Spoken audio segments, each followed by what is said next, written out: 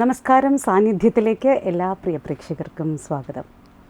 മലയാള ചലച്ചിത്ര ഗാനരംഗത്ത് ഗാന നിരൂപണവുമായി അരനൂറ്റാണ്ടിലേക്ക് അടുക്കുന്ന തപസ്യയാണ് ശ്രീ ടി.പി. ശാസ്തമംഗലത്തിൻ്റേത്. ശരിക്കും പറഞ്ഞാൽ ഗാനവിമർശന രംഗത്ത് ഒരു ഒറ്റയാനായി വിരാജിക്കുന്ന അദ്ദേഹത്തെ മലയാള ചലച്ചിത്ര ആസ്വാദകർക്ക് ഏറെ പരിചിതമാണ്. ഇന്ന് സാന്നിധ്യത്തിൽ നമ്മളോടൊപ്പം അതിഥിയായി ചേരുന്നത് ശ്രീ ടി.പി. ശാസ്തമംഗലം. സാറിനെ സ്നേഹാദരപൂർവ്വം സാന്നിധ്യത്തിലേക്ക് സ്വാഗതം ചെയ്യുന്നു. നമസ്കാരം. സുഫലി സാറിൻ്റെ രചനയെ തന്നെ സാർ ഒരു വേളയിൽ വിമർശിച്ച് ഞാൻ പറയണ അങ്ങനെ ഒരു മറുപടി എഴുതി. അങ്ങനെ അപ്പോഴാണ് ഞാൻ കത്തെഴുതി യൂസഫ് അലി ആദ്യമായിട്ട് പരിചയപ്പെടുന്നത്. യൂസഫ് അലി കച്ചേരി ഒരു 8-10 തവണയെങ്കിലും എൻ്റെ വീട്ടിൽ വന്നിട്ടുണ്ട്. 8-10 തിരുവനന്തപുരത്ത് വന്നാൽ അദ്ദേഹം ആദ്യം എത്തുന്നത് എൻ്റെ വീട്ടിലാണ്. അതിനൊരു കാരണം കൂടെയാണ്. അദ്ദേഹത്തിൻ്റെ ഉമ്മ മരിച്ചപ്പോൾ ഞാൻ പോയിരുന്നു. അത് ഈ യൂസഫ് അലിയെ പരിചയപ്പെട്ട് കുറച്ച് ദിവസം കഴിയുമ്പോഴാണ് എൻ്റെ കല്യാണം നടക്കുന്നത്. അപ്പോൾ കല്യാണത്തിന് ഞാൻ കത്തയച്ചപ്പോൾ അദ്ദേഹം പറഞ്ഞു, എനിക്ക് തിരുവനന്തപുരം വരെ യാത്ര ചെയ്യാൻ ബുദ്ധിമുട്ടുണ്ട്, ഒരു കാര്യം ചെയ്യൂ, കല്യാണം കഴിഞ്ഞിട്ട് പിന്നെ വൈഫിനെയും കൂട്ടി ഇവിടെ വരൂ, നിങ്ങൾക്ക് ഇവിടെ ഒരു ദിവസം താമസിക്കാം, ഗുരുവായൂരൊക്കെ പോവാം. ഞാൻ വരൂല ഗുരുവായൂർ, എന്നെ അവിടെ കയറ്റൂല. പക്ഷേ ഏറ്റവും കൂടുതൽ ഗുരുവായൂർ അമ്പലത്തിലെ കുറിച്ച് പാട്ട് എഴുതിയിട്ടുള്ള ആളാണ്, കയറ്റൂല. പക്ഷേ നിങ്ങൾ വരൂ എന്ന് പറഞ്ഞു. ഞാൻ അവിടെ താമസിക്കാനൊന്നും പോയില്ലെങ്കിലും ഗുരുവായൂർ പോയ കൂട്ടത്തിൽ അവിടെ കയറി. വലിയ ഒരു സ്വീകരണമായിരുന്നു. അദ്ദേഹത്തിൻ്റെ 4 പെൺമക്കളാണ്, ഒരു മകനും. അവരൊക്കെ വളരെ അന്ന് കൊച്ചു കുഞ്ഞുങ്ങളായിരുന്നു. അപ്പോൾ അദ്ദേഹം നമ്മുടെ വീട്ടിൽ ഒരു പോസിറ്റീവായിട്ടുള്ള ഒരു മറുപടി മാത്രമല്ല, അദ്ദേഹം ഇത് ആവശ്യമാണ് എന്നുള്ള രീതിയിലും ഒരു ഇത് എഴുതി. എന്നിട്ട് പിന്നെ അദ്ദേഹം എൻ്റെ വീട്ടിൽ വരാനുള്ളൊരു കാരണം, അദ്ദേഹത്തിൻ്റെ ഉമ്മ മരിച്ചപ്പോൾ ഞാൻ പോയിരുന്നു. ഇത് കുറേ ഇതിന് ശേഷം, വളരെ നാൾക്ക് ശേഷം. അതിനുശേഷം അദ്ദേഹം തിരുവനന്തപുരത്ത് വന്നാൽ നേരെ വന്ന് എൻ്റെ അമ്മയെ കണ്ട് കാലിൽ തൊട്ട് തൊഴുതിട്ട് മാത്രമേ. ഇതൊക്കെ ഇന്നത്തെ ഗാനരചയിതാക്കളോ അല്ലെങ്കിൽ കവികളോ ഇവരെ കലാകാരന്മാരൊക്കെ അറിയേണ്ടതാണ്. കാരണം അവർ ഇപ്പോൾ എൻ്റെ അമ്മയെ തൊട്ട് തൊഴുതുകൊണ്ടല്ല ഞാൻ പറയണത്, അവരുടെ മനസ്സിലുള്ള ആ ഒരു വികാരം അത് ഇന്നത്തെ തലമുറയ്ക്ക് കിട്ടുമോ? അത് രചനകളിലും തെളിഞ്ഞു കാണാം. തീർച്ചയായിട്ടും. അത് അദ്ദേഹം പറഞ്ഞത്, എന്നോട് പറഞ്ഞത്, എൻ്റെ ഉമ്മ മരിച്ചതിന് ശേഷം ആ സ്ഥാനത്ത് ഞാൻ നിങ്ങളുടെ അമ്മയാണ് കാണുന്നത്. ഇവിടെ വന്ന് അമ്മയെ കാലിൽ തൊട്ട് തൊഴുതിട്ട് മാത്രം എന്നെയും കൂട്ടി അദ്ദേഹം എവിടെയും പോകും. ഇവിടെ പോകുന്നത് ഇവിടെ ONV സാറിൻ്റെ വീട്ടിൽ, സുഗതമ്മ ടീച്ചറിൻ്റെ വീട്ടിൽ, പിന്നെ വിഷ്ണുനാരായണ നമ്പൂരി സാറിൻ്റെ വീട്ടിൽ, ഇങ്ങനെയുള്ള ഏറ്റവും പ്രഗത്ഭരായവരുടെ വീട്ടിൽ. അതുകൊണ്ട് തന്നെ ഈ ഒരു വേളയിൽ ഞാൻ സാറിൻ്റെ അടുത്ത് ചോദിക്കുകയാണ്, ഈ ഒരു രംഗത്തേക്ക് വരുമ്പോൾ തന്നെ, ഈ ഒരു ഗാന വിമർശന അല്ലെങ്കിൽ നിരൂപണ രംഗത്തേക്ക് വരുമ്പോൾ തന്നെ, അതുകൊണ്ട് തന്നെ സാറിന് നിരവധി പ്രഗത്ഭരായിട്ടുള്ള രചയിതാക്കളെയും സംഗീത സംവിധായകരെയും ഒക്കെ പരിചയപ്പെടാനും അവരോടൊത്ത് സംവദിക്കുവാനും ഒക്കെ സാധിച്ചിട്ടുണ്ടാവുമല്ലോ. ആ അനുഭവങ്ങളെക്കുറിച്ച് സാർ. ഒരുപാട് പേര്, അതായത് ഭാസ്കരൻ മാഷാണ് അതിൽ എടുത്തു പറയേണ്ട ആദ്യത്തെ ആൾ. ഞാൻ എഴുതി തുടങ്ങുന്ന കുറച്ച് കാലം കഴിഞ്ഞപ്പം തന്നെ ഭാസ്കരൻ മാഷ് നാഴിയൂരി പാലം എന്ന് പറഞ്ഞുകൊണ്ട്, നാഴിയൂരി പാലം എന്നൊരു പുസ്തകം, അദ്ദേഹത്തിൻ്റെ എല്ലാ ഗാനങ്ങളുടെയും സമാഹാരം. അപ്പോൾ ഭാസ്കരൻ മാഷ് എന്നെ വിളിച്ചു പറഞ്ഞു, ഈ പുസ്തകത്തിന് നിങ്ങളൊരു അവതാരിക എഴുതാം. ഞാൻ ഞെട്ടിപ്പോയി. കാരണം ഞാൻ ജനിക്കുന്ന മുമ്പേ സിനിമാ രംഗത്ത് നിൽക്കുന്ന ആളാണ് നിസാരനായ. തീർച്ചയായിട്ടും അതൊക്കെ ഈ പറഞ്ഞ പോലെ ഒരു ജ്ഞാനപീഠമാണ്. അപ്പോൾ എഴുതി തരണമെന്ന്. അപ്പം ഞാൻ പറഞ്ഞു, അയ്യോ മാഷേ, പിന്നെ ഞാൻ വളരെ ആളെ ഞാൻ എഴുതണോ? അല്ല, പാട്ടുകളെക്കുറിച്ച് ഇത്രയും ആഴത്തിൽ പഠിച്ച ഒരാൾ നിങ്ങളാണ്, അതുകൊണ്ടാണ് ഞാൻ എഴുതാൻ പറഞ്ഞത്. അദ്ദേഹത്തിന് ജയൻ ചിറകുന്നം എന്ന് പറഞ്ഞുകൊണ്ട് ഏഷ്യാനെറ്റ് സ്റ്റുഡിയോയിലൊക്കെ ഉണ്ടായിരുന്ന ജയൻ ചിറകുന്നം അദ്ദേഹത്തിൻ്റെ അസിസ്റ്റൻ്റാണ്. അദ്ദേഹത്തിൻ്റെ കയ്യിൽ ഒരു 20-30 പാട്ടുകൾ DTP എടുക്കുന്നതനുസരിച്ച് ദിവസവും കൊടുത്തു വിടുമായിരുന്നു. അത് പാട്ടുകളുടെ വരികൾ തിരുത്താൻ എഴുതിയ ഭാസ്കരൻ മാഷിൻ്റെ വരി അറിഞ്ഞുകൂടെങ്കിൽ. അതാ സാർ, എനിക്കും അതാണ് ഒരു അത്ഭുതം. കാര്യം വളരെ പ്രഗത്ഭരായിട്ടുള്ള അവർക്കൊക്കെ ഇത്തരത്തിലുള്ള ചെറിയ ചെറിയ പിശകുകൾ എന്ന് പറയാമോ എന്ന് തന്നെ അറിയില്ല, അതെങ്ങനെ സംഭവിക്കുന്നു? പാട്ടിൽ എഴുതുമ്പോൾ ഗാനം ചിട്ടപ്പെടുത്തേണ്ട സമയത്ത് അവർക്ക് മാറ്റം വരുത്തേണ്ടി വരുന്നതാണോ? ചിലപ്പോൾ ഇപ്പോൾ ഉദാഹരണത്തിന് പരീക്ഷയിലെ മറ്റേ ഇതുണ്ടല്ലോ, ഒരു പാട്ടിൽ പിന്നെ ഒരു പുഷ്പം മാത്രം ഞാൻ പൊങ്കലയിൽ സൂക്ഷിക്കാം, ഒടുവിൽ നീ എത്തുമ്പോൾ ചൂടിക്കുവാൻ, ഒരു ഗാനം മാത്രം ഹൃദയം സൂക്ഷിക്കാം, ഒടുവിൽ നീ എത്തുമ്പോൾ ചെവിയിൽ മൂളാൻ. ആ ചെവിയിൽ മൂളാനുള്ള സ്ഥലത്ത് ചൂടിക്കുവാനായിപ്പോയി യേശുദാസ് പാടിയപ്പോൾ. ONV സാർ പറഞ്ഞ ഒരു കഥ, വചനം എന്ന സിനിമയിൽ നീൾമിഴി പീലിയിൽ നീർമണി തുളുമ്പി എന്നാണ് ONV സാർ എഴുതിയത്. സാറന്ന് റെക്കോർഡിങ്ങിനൊന്നും പോയില്ല. സാറ് അന്ന് കോളേജിലാണല്ലോ. പക്ഷെ നീർമിഴി പീലിന്നായി പോയി. നീർമിഴി യേശുദാസ് പാടി വന്നപ്പോൾ നീർമിഴി. അപ്പോൾ അത് സംഗീത സംവിധായകനും ദേവരാജൻ മാഷാണെങ്കിൽ അതൊക്കെ ശ്രദ്ധിക്കും. ഭാസ്കരൻ അല്ല, ഈ ഭാഷയെക്കുറിച്ച് ഇത്രയും ധാരണയുള്ള ഒരു സംഗീത സംവിധായകനെ ഞാൻ വേറെ കണ്ടിട്ടില്ല. ദേവരാജൻ മാഷ്, അയ്യോ അതൊരു വല്ലാത്ത ഇതാണ്. മനസ്സിലായില്ലേ? ദേവരാജൻ മാഷിൻ്റെ ഒരുപാട് അനുഭവങ്ങളുണ്ട്. സാർ അതിലേക്ക് വരുന്നതിന് മുമ്പ് അപ്പോൾ അതുകൊണ്ടൊക്കെ തന്നെ ആയിരിക്കും, അല്ലെങ്കിൽ ഇവർക്കൊക്കെ ഇങ്ങനെ ഒരു ഉള്ള ഒരു തെറ്റുകളെന്ന് പറയുന്നില്ല, എന്നിരുന്നാൽ പോലും അങ്ങനെ സംഭവിക്കാൻ സാധ്യതയുണ്ടോ? അല്ല, അത് ഇപ്പം ഭാസ്കരൻ മാഷിനോ അല്ലെങ്കിൽ ONV സാറിനോ വയലാറിനോ വന്നിട്ടുള്ള തെറ്റുകളെന്ന് പറഞ്ഞാൽ നമുക്ക് വിരലിലെണ്ണാവുന്നതേ ഉള്ളൂ. അത് അവരുടെ അശ്രദ്ധ കൊണ്ടോ അല്ലെങ്കിൽ അറിയാതെ പറ്റിപ്പോയതോ. പക്ഷെ അങ്ങനെയല്ല. പുതിയ അതിനുശേഷം വന്ന തലമുറയിലുള്ള ഗാനരചയിതാക്കൾ അവരുടെ ഒരു 30-40% തെറ്റുകളാണ്. ഇപ്പോഴുള്ള വാക്കുകളെല്ലാം ശബ്ദങ്ങൾ മാത്രമാണെന്ന് ചിലപ്പോൾ പറയേണ്ടി വരും ചില ഗാനങ്ങളൊക്കെ കേൾക്കും. അങ്ങനെ ആണ് ഈ നാഴൂരി പാലിന് ഞാൻ അവതാരിക എഴുതുന്നത്. പിന്നെ ഭാസ്കരൻ മാഷ് മരിച്ചതിന് ശേഷം DC ബുക്സ് അദ്ദേഹത്തിൻ്റെ സമ്പൂർണ്ണ കൃതികൾ ഇറക്കി. അത് 2 വോളിയമായിട്ട് ഇപ്പം നിലവിലുണ്ട്. 2 വോളിയം, രണ്ടാം പതിപ്പ്. അതിന് കവിതകൾക്ക് ONV സാറാണ് അവതാരിക എഴുതിയത്, ഗാനങ്ങൾക്ക് ഞാനുമാണ് എഴുതിയത്. എനിക്ക് ഒരുപാട് അവതാരിക എഴുതാൻ ഭാഗ്യം ഉണ്ടായിട്ടുണ്ട്. ONV സാറിൻ്റെ 4 പുസ്തകങ്ങൾക്ക് ഞാൻ അവതാരിക എഴുതിയിട്ടുണ്ട്. 4 പുസ്തകം വെച്ചാൽ ഗാനസമാഹാരങ്ങൾക്ക് 4.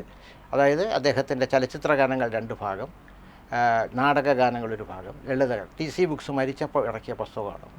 യൂസഫ് അലിയുടെ 2 പുസ്തകങ്ങൾക്ക്, അനുരാഗ ഗാനം പോലെ ലിബി ബുക്സ് ഇറക്കിയ അനുരാഗ ഗാനം പോലെ, അത് അദ്ദേഹം ജീവിച്ചിരിക്കുമ്പോൾ അദ്ദേഹം തന്നെ വിളിച്ചു പറഞ്ഞിട്ടാണ് ഞാൻ എഴുതിയത്. പിന്നെ പേരറിയാത്ത നൊമ്പരൊന്നും മാതൃഭൂമി ഇറക്കിയ 101 പ്രണയഗാനങ്ങൾ, അതിനും ഞാനാണ് അവതാരിക എഴുതിയത്. ഗിരീഷ് പുത്തഞ്ചേരി. ONV കുറുപ്പ് സാറിനൊപ്പം തന്നെ ഒരു പുസ്തകത്തിൽ അവതാരിക എഴുതുക എന്ന് പറയുന്നത് തന്നെ അതൊരു വലിയൊരു എൻ്റെ കൂടെ ONV സാറ് പറയുകയും ചെയ്തു. പിന്നെ ഗാനങ്ങളെക്കുറിച്ച് വളരെ പഠിച്ചെഴുതിയിരിക്കുന്നു എന്നൊക്കെ പറഞ്ഞു.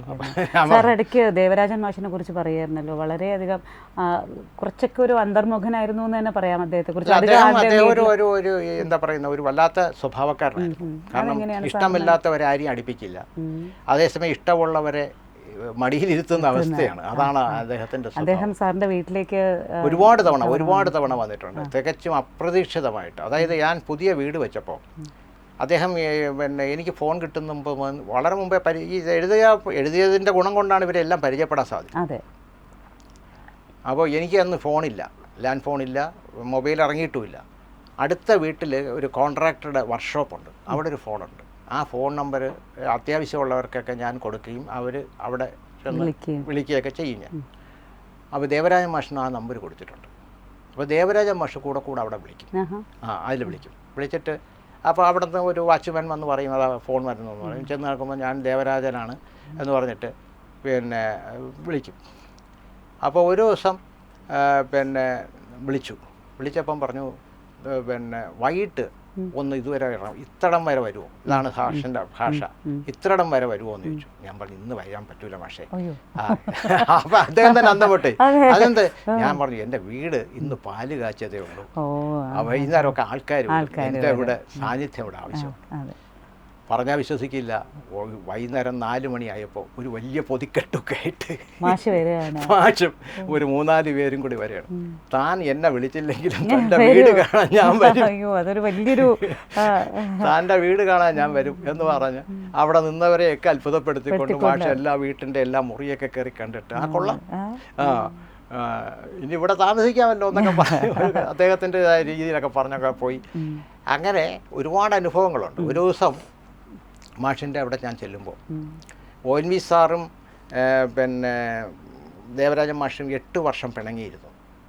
അവർ ഒരുമിച്ച് രംഗത്ത് വരികയും ഒരുപാട് പാട്ടുകൾ ചെയ്തെങ്കിലും 8 വർഷം അവർ ബദ്ധശത്രുക്കളെ പോലെ പിണങ്ങിയിരുന്നു.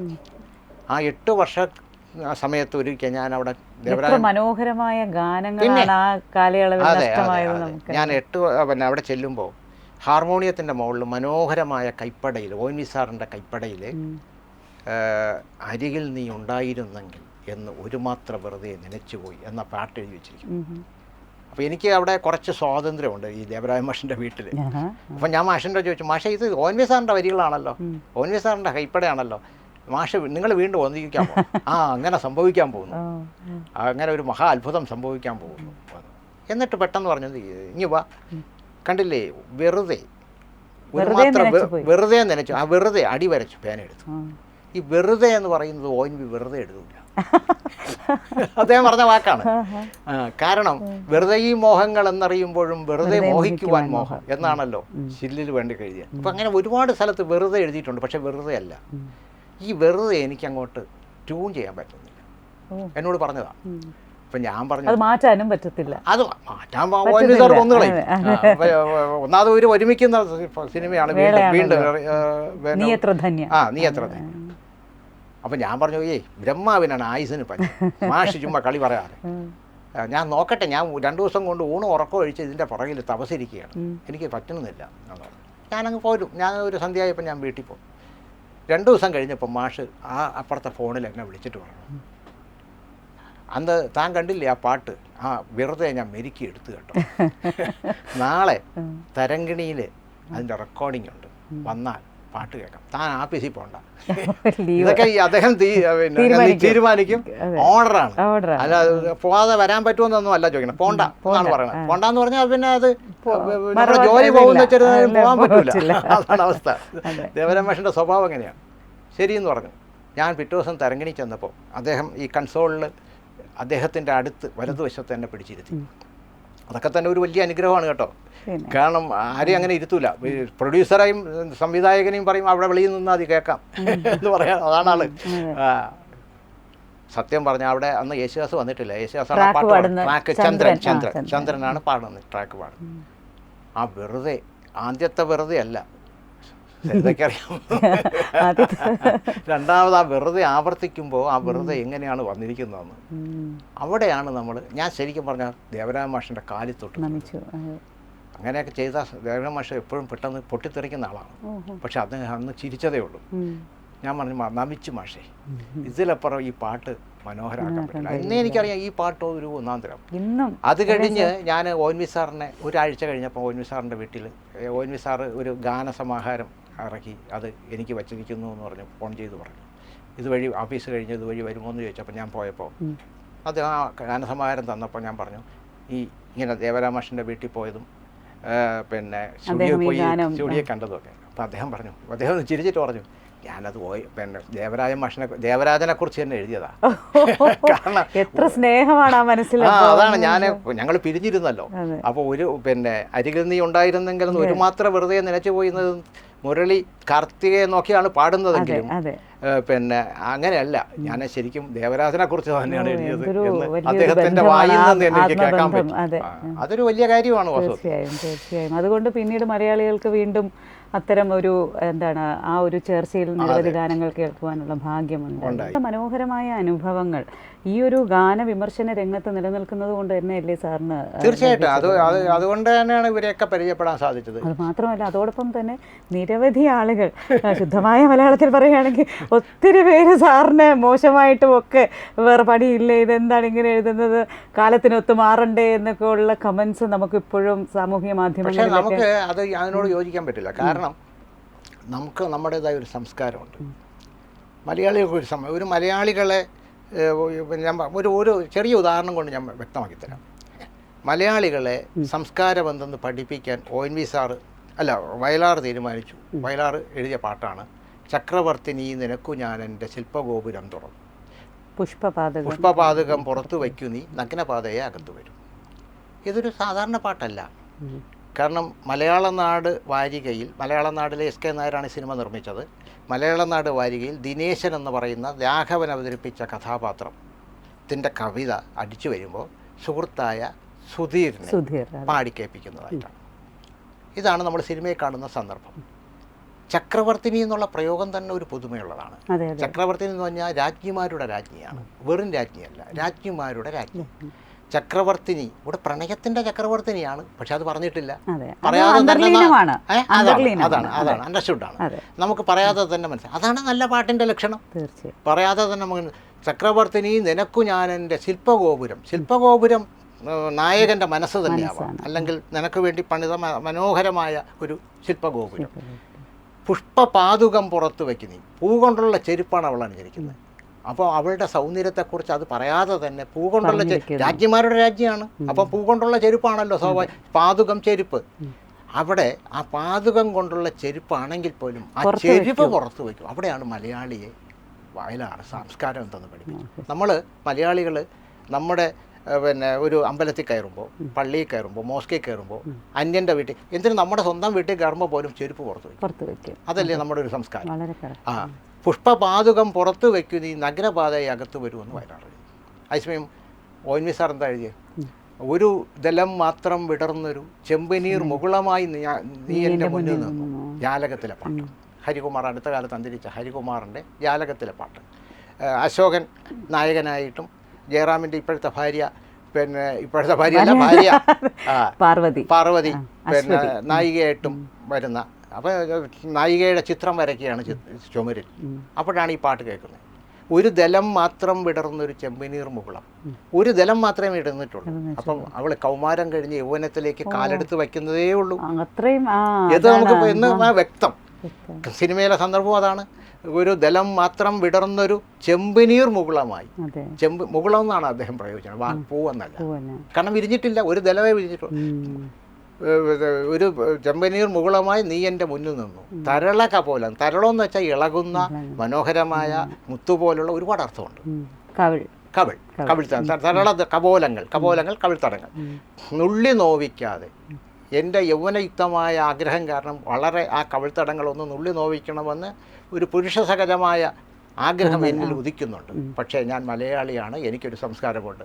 ഞാനൊന്ന് നുള്ളി ഒന്ന് തഴുകുക പോലും ചെയ്യാതെ നോക്കി നിന്നതേയുള്ളൂ. പക്ഷെ സാർ ഇപ്പോഴത്തെ ഒരു കാലഘട്ടത്തിലേക്ക് വരുമ്പോൾ ഇങ്ങനെ നമ്മൾ പറയുമ്പോൾ അത് ഉൾക്കൊള്ളുവാനുള്ള ഒരു അല്ല, ഇതൊക്കെയാണ് പാട്ട് ലക്ഷണമൊത്ത പാട്ട്. എന്നാൽ നുള്ളി നോവിക്കാതെ തഴുകാതെ ഞാൻ നോക്കി നിന്നു അല്ലേ? അവിടെയാണ് ONV സാർ നമ്മളെ മലയാളികളെ സംസ്കാരം പഠിപ്പിക്കുന്നത്. ഇപ്പോൾ പക്ഷേ നമ്മളുടെ സംസ്കാരം പേനാക്കത്തി കൊണ്ട് അതിലേക്കാണ് വരുന്നത്. അത് കഴിഞ്ഞ് ഭാസ്കരൻ മാഷ് എന്താ എഴുതിയത്? പരീക്ഷ എന്ന സിനിമയിൽ വേണ്ടി പെണ്ണ് കാണാൻ വന്നു. പെണ്ണ് കണ്ടിട്ട് പോയി, കല്യാണം ഉറപ്പിച്ചു. അപ്പം നായികയ്ക്കൊരു സംശയം, എന്നും പാണ നായകനെ എന്ത് വിളിക്കും, എങ്ങനെ ഞാൻ നാവെടുത്തു പേര് വിളിക്കും അല്ലേ? മധുരപ്പേരായിരം മനസ്സിലുണ്ടെങ്കിലും മറ്റുള്ളവർ കേൾക്കെ ഞാൻ എന്ത് വിളിക്കും. ഇതാണ് സഹിയുന്നുണ്ട്, തോഴിയോടാണ് ചോദിക്കുന്നത് അല്ലേ? ഇതാണ് അതാണ്. അപ്പോൾ അന്നൊക്കെ ഇപ്പോൾ ഈ പിന്നെ ഭർത്താവിനെ പേര് പറഞ്ഞ് വിളിക്കാത്ത, ഞാൻ നാട്ടിൻപുറത്താണ് ജനിച്ചതും വളർന്നതെന്നും പറഞ്ഞല്ലോ. അവിടെയൊക്കെ അന്ന് ദേ നോക്കിയേ പിള്ളേരുടെ അച്ഛ. അന്ന് പിള്ളേരുണ്ടായിരുന്നോണ്ട് പിള്ളേരുടെ അച്ഛ എന്നുള്ളത് അനർത്ഥമാണ്. പിന്നെ അങ്ങനെയൊക്കെ ആയിരുന്നു. പിന്നെയാണ് ചേട്ടാന്ന് വിളിച്ചു തുടങ്ങി, പേര് വിളിച്ചു തുടങ്ങി. ഇതിപ്പോ എടാ വാടാ പോടാന്നൊക്കെ വിളിക്കുന്നത്. അപ്പൊ അതനുസരിച്ച് പാട്ടും മാറി. അതെ, അത് എത്രത്തോളം നമ്മൾ തലമുറ ഉൾക്കൊള്ളുന്നു എന്നുള്ളതാണ് സർക്കാർ. അല്ലെ, അത് ഈ ആളുകൾ ഈ ഞാൻ പറഞ്ഞത് പുതിയ ഈ പാട്ടുകൾ ഞാൻ ചോദിക്കട്ടെ, റിയാലിറ്റി ഷോയിൽ ഏതെങ്കിലും ഒരു പുതിയ പാട്ട് പാടുന്നുണ്ടോ?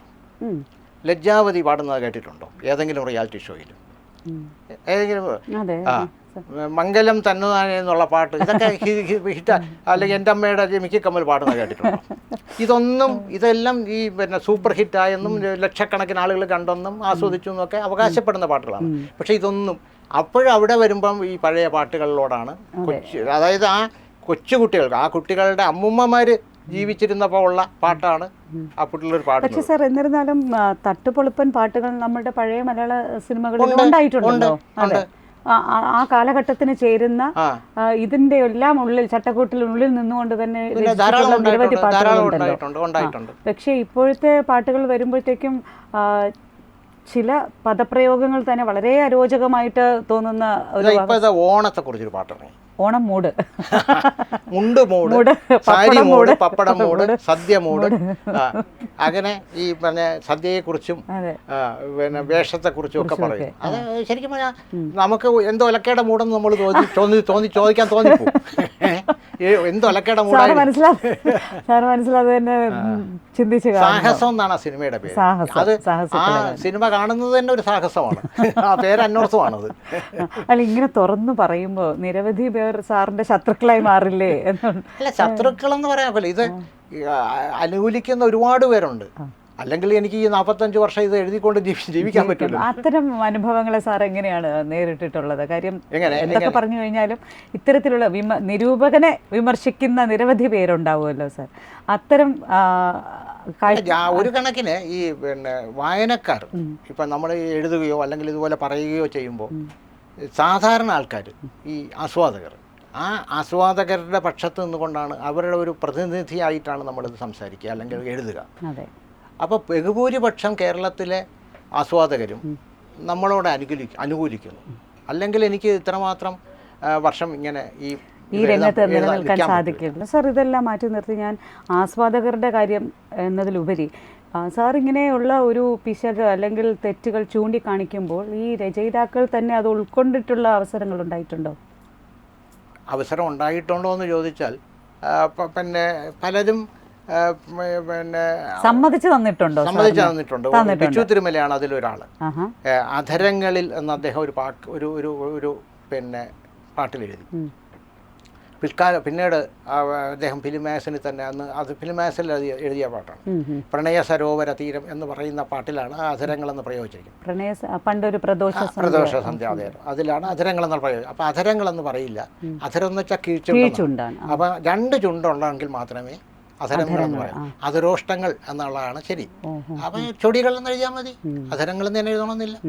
ചൊടി ഇണകളിൽ അമൃതവുമായി അവൻ എതിർവഴി വന്നു എന്നാണ് മണ്ണിഞ്ഞ തിരിഞ്ഞ പൂക്കളിലെ ചൊടി. ഇണകൾ എന്ന് പറഞ്ഞാൽ 4 ചുണ്ട് വേണം. ഇണ എന്ന് പറഞ്ഞാൽ 2 എന്നാണ് അർത്ഥം. അപ്പം കുറഞ്ഞ പക്ഷം നായികയ്ക്ക് അല്ലെങ്കിൽ നായകന് 4 ചുണ്ട് വേണം, അല്ലേ? ചൊടികൾ അതൊക്കെ അന്ന് എഴുതിയതാണ് ഞാൻ. പക്ഷെ ആ മഞ്ഞൾ വിരിഞ്ഞ പൂക്കളുടെ എല്ലാ പാട്ടുകളും നല്ലതുമാണ്. ഈ ഇങ്ങനെയുള്ള 1-2 കുഴപ്പങ്ങളേ ഉള്ളൂ. സാർ അതിനും ഇത് ഉൾക്കൊള്ളിച്ചിട്ടുണ്ട്. അതുപോലെ തന്നെ ഇപ്പോൾ പാലപ്പൂവേ നിൻ തിരുമംഗല്യത്താലി, കൈതപ്പുറത്തിൻ്റെ ഞാൻ ഗന്ധർവൻ എന്ന് പറയുന്ന പത്മരാജൻ്റെ അവസാനത്തെ പാട്ട്. അതിൽ പാലപ്പൂവേന്ന് തോഴിയോടാണ്, അപ്പോൾ തോഴിയായിട്ട് സങ്കല്പിച്ചുകൊണ്ടാണ് ചോദിക്കുന്നത്. പാലപ്പൂ അല്ലയോ പാലപ്പൂവേ നിൻ തിരുമംഗല്യത്താലി. മംഗല്യത്താലി എന്ന് പറഞ്ഞാൽ കെട്ടുതാലിയാണ്. മറ്റൊരാളുടെ ഭർത്താവിനെ ചോദിക്കുന്നതിന് തുല്യമാണത്, അല്ലേ? നീ ഒരു താലി ഒരുക്കി തരൂ. ഭാസ്കര മാഷൊക്കെ ഒരുപാട് പറഞ്ഞിട്ടുണ്ട്, ഒരു താലി ഒരുക്കി തരൂ. പറയാം, താലി ഒരുക്കി തരൂ, ആരോടും പറയാം. പക്ഷേ ഇതങ്ങനെയല്ല, നിൻ തിരുമംഗല്യത്താലി തരൂ എന്നാണ്. അപ്പോൾ ഇതൊക്കെ നമ്മൾ ചൂണ്ടിക്കാണിക്കാൻ പറ്റില്ല. അതുകൊണ്ടാണ് അവിടെ ചൂണ്ടിക്കാണിക്കുന്നത്. ഇപ്പം കൈതപ്പുറത്തിൻ്റെ തന്നെ വേറൊരു പാട്ടുണ്ട്, മഴവിൽ കൊതുമ്പിലേറി വന്ന വെണ്ണിലാക്കിളി. മഴവിൽ എപ്പോഴാണ് ഉണ്ടാകുന്നത്? പകലുമ. സൂര്യൻ ജ്വലിച്ച് നിൽക്കുമ്പോൾ അതിന് എതിർവശത്ത് പിന്നെ നീർക്കണങ്ങൾ പിന്നെ പ്രസമായി പ്രവർത്തിച്ച് അതിലൂടെ പിന്നെ സൂര്യരശ്മി കടന്നു പോകുമ്പോൾ വിബ്ജിയാറുണ്ടാവും, അല്ലേ? ഇതൊക്കെ നമ്മൾ താഴ്ന്ന ക്ലാസ്സിൽ പോയി. കൈതപ്പുറം ഒന്ന് ക്ലാസ്സിൽ കയറി കാണില്ല. അതുകൊണ്ട് അദ്ദേഹം എഴുതി മഴവിൽ കൊതുമ്പിലേറി വന്ന വെണ്ണീലാക്കിളി. വെണ്ണീലാവ് എപ്പോഴുള്ളത് രാത്രി. ഇവര് തമ്മിൽ ഒരിക്കലും കണ്ടിട്ടില്ല, മഴവില്ലും വെണ്ണീലാവും തമ്മിൽ. പിന്നെ കവിസങ്കല്പത്തിന് അതിരുകളില്ല എങ്കിലും അതെങ്ങനെ എഴുതും? ഇപ്പോൾ വേറൊരു ഉദാഹരണം പറയാം. ഒരു കാവ്യ ഭംഗിക്ക് വേണ്ടി മാലിനി നദിയിൽ കണ്ണാടി മാനെ വയലാർ എഴുതി ശകുന്തളയ്ക്ക് വേണ്ടി. മാന് കണ്ണാടി നോക്കാൻ പോയതൊന്നുമല്ല, മാന് വെള്ളം കുടിക്കാൻ പോയതാണ്. പക്ഷേ അത് കവിയുടെ സങ്കല്പത്തിൽ അത് കണ്ണാടി നോക്കുന്നതായിട്ട് എഴുതി. മാലിന്യ നദിയിൽ കണ്ണാടി നോക്കും മാനെ പുള്ളി മാനെ, ആരോടും പോയി പറയരുത് ഈ കഥ മാനെ എന്നൊക്കെ ശകുന്തള വളരെ മനോഹരമായിട്ട്, ശകുന്തളയെ കൊണ്ട് കാളിദാസനെ പോലും അത്ഭുതപ്പെടുത്തുന്ന തരത്തിൽ വയലാർ എഴുതി. അതേസമയം വണ്ണാത്തി പുഴയുടെ തീരത്ത് തിങ്കൾ നർണാടി നോക്കും നേരത്ത് എന്ന് കവിതപ്പുറം എഴുതി കളിയാട്ടത്തിന്.